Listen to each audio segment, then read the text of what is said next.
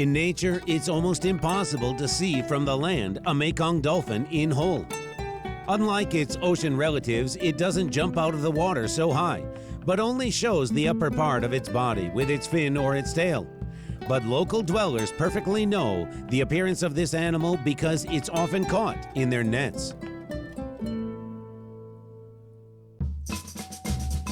We're going to the Great Mekong River. Oleg Shumakov, our field zoologist, is already there. He perfectly knows these places and speaks the Khmer language fluently. So his goal is to find Mekong dolphins by our arrival. We get in touch on the phone all the time. Oleg advised to go from Phnom Penh to the village where he settled using a longer way and told us about the places we could see the milky storks, rare birds in the stork family.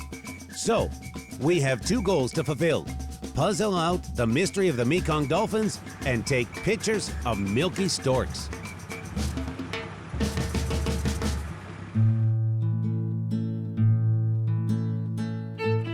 All fishermen questioned by us seem not to have seen any of them. Even omnipresent children couldn't tell us anything about the dolphins, though just in case, they laughed and nodded their heads. Well, didn't you see a dolphin here? It's swimming, you know, a dolphin like this. Did you see it there? What? It's big, with such a nose, with such fins. Yes, that's it. Did you see such a dolphin, swimming like this? Did you see it? If you see it, run and tell me immediately. I'll give you some money. My word, okay? Deal? It's curious when everybody speaks his own language and can't understand the other person. Later, we found out that these nice children didn't even have an idea about the existence of such a strange animal as a dolphin. Besides, their parents didn't help us as well. Wow, that's good. Hello. Nice to meet you. How's the fishing going? How's the fishing going? Have you caught anything? Oh, me too. Oh. Fish are everywhere here, in any river, in any pond, and even any puddle. And of course, they catch them differently. The methods of fishing are international, but the details and the process are full of local Asian charm. When the water level decreases and you can cross the lake from one shore to the other, and the depth is not more than up to the waist, it's very convenient to fish using such traps. The strategy is primitive. Whoops! The fish is in the trap. It only remains to put your hand inside, feel for a slippery fish side, and pull the prey out.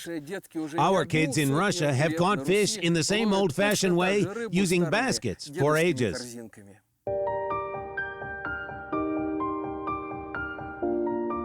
Every morning, we sit in our boats and patiently comb another square.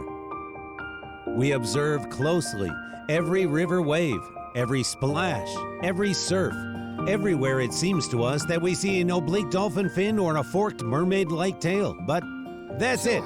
We looked closely, observed it through the binoculars, but there's no dolphin so far. But we don't despair. It only remains to put a phrase from one of my favorite movies in another words. Do you see a dolphin? Neither do I. But it's here, that's for sure.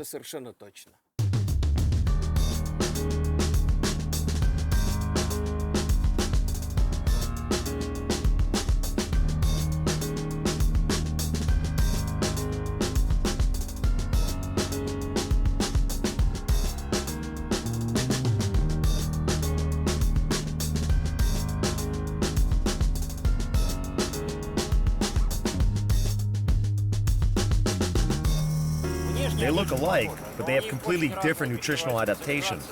They have different lifestyles. These dolphins never go out to the sea. But probably they can no longer live in the salt water.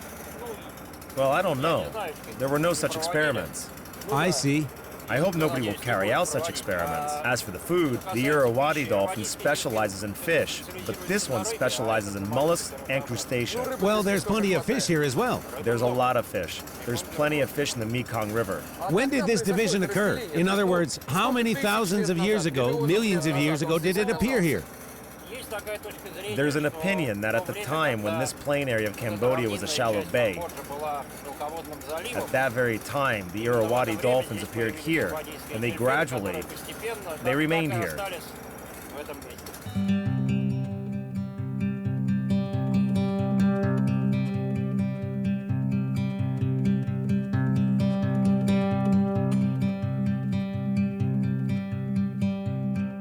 Something is wrong here. The territory of the dolphins' trap turned out much bigger than we thought. But how to guess what areas of the Mekong River are the richest in large mollusks? Where do the dolphins feed? Moreover, they procure food at a big depth where humans can't compete with them. Why are you standing over the map?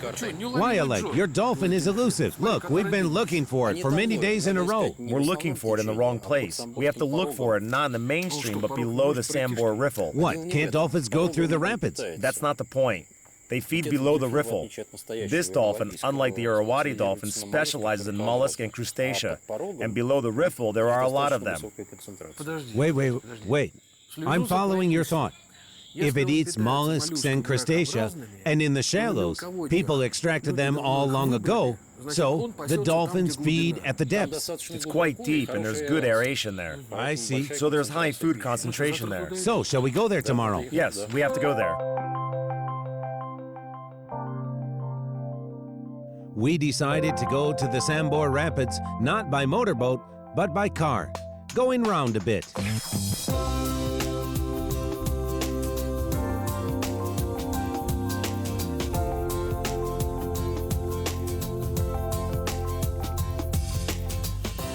The great Mekong, diverse and various. Here it looks like a sleepy, shallow lake. But further, there its muddy water speeds up and laps at stony rapids. Maybe our dolphin got trapped there. The local dwellers told us that on a quite shallow pond they had seen a flock of milky storks. If we are lucky and we see the birds, it will be easier to go to the rapids on foot from there through the woodland fringe. After that, on the Mekong bank, our boats will be waiting for us.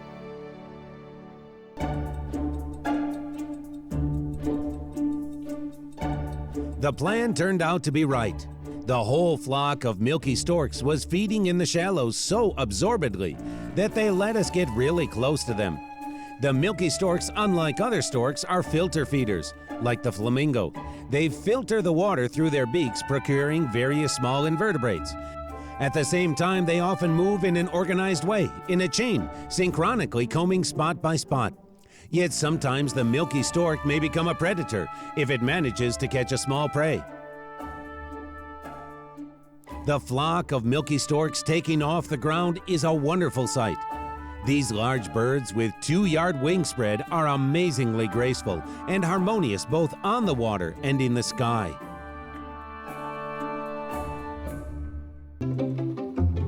Here on this pond, the milky storks just feed. Later on the same day, we discovered their nests, but in the woodland fringe. Several miles there and back for these large birds is not a problem. Well, we finally managed to find milky storks. Now let's try to find the elusive dolphin.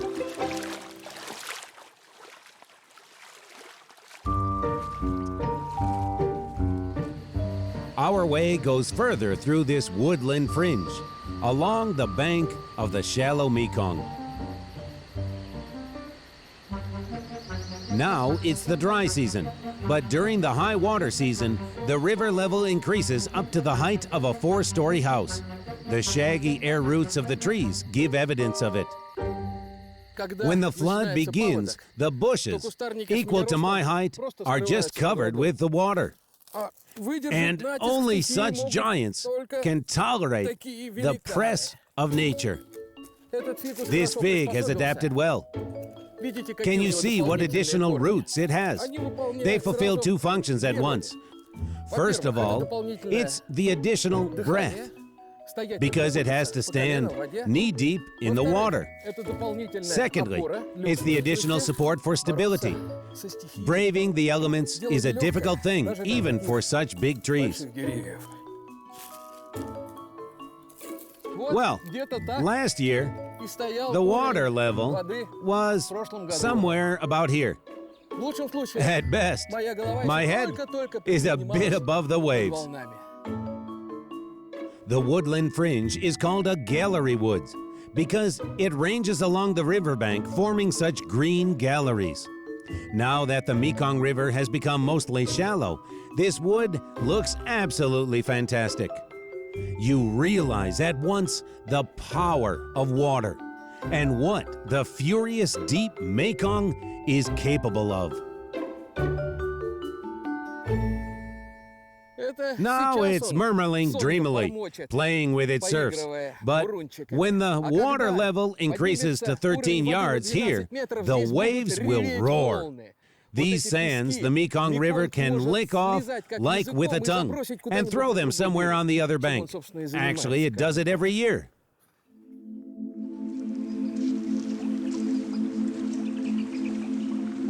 In this small woodland fringe, there are almost no small land-living creatures, only birds that are heard from everywhere.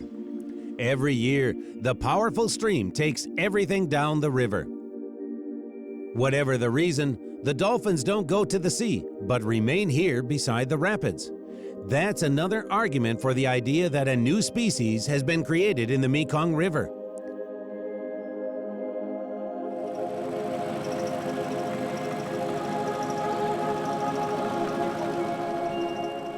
We sit in the boats to go and search.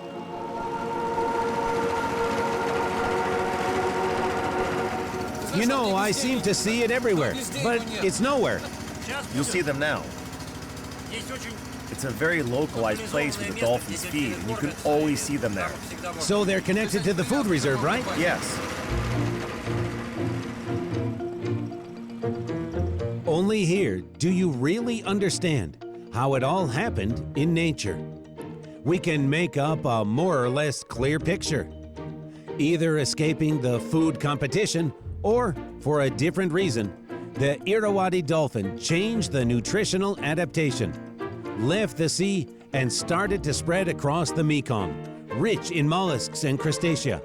The dolphin can go back to the sea. Even the rapids are passable when the water is high. And when did it start being reluctant to do it? That's the question. Of course, it's impossible to give an exact answer, but there's no doubt that here is the last place suitable for that discreet aquatic animal. Now at dusk, there's a very short interval when you can see the feeding dolphins. They are very shy. They are afraid of loud shouts. They are afraid of a motor's noise.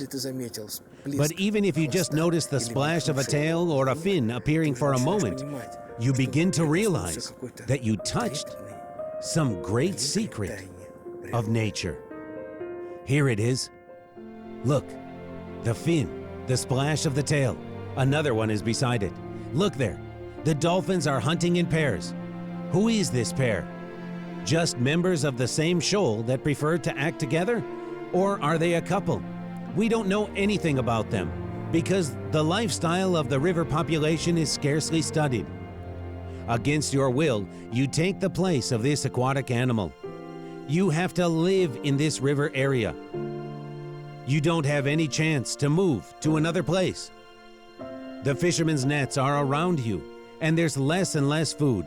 Besides the industrial development in Southeast Asia, the environmental situation in the Mekong River is getting worse every year.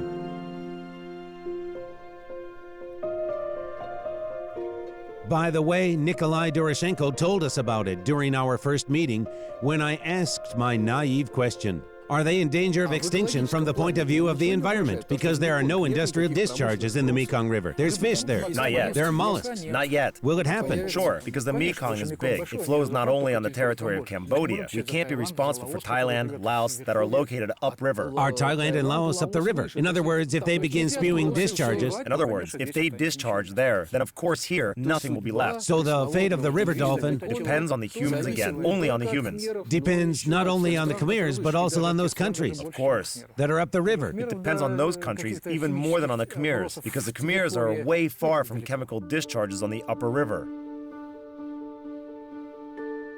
The intellectual ability of a dolphin is equal to a 7 to 8 year old child.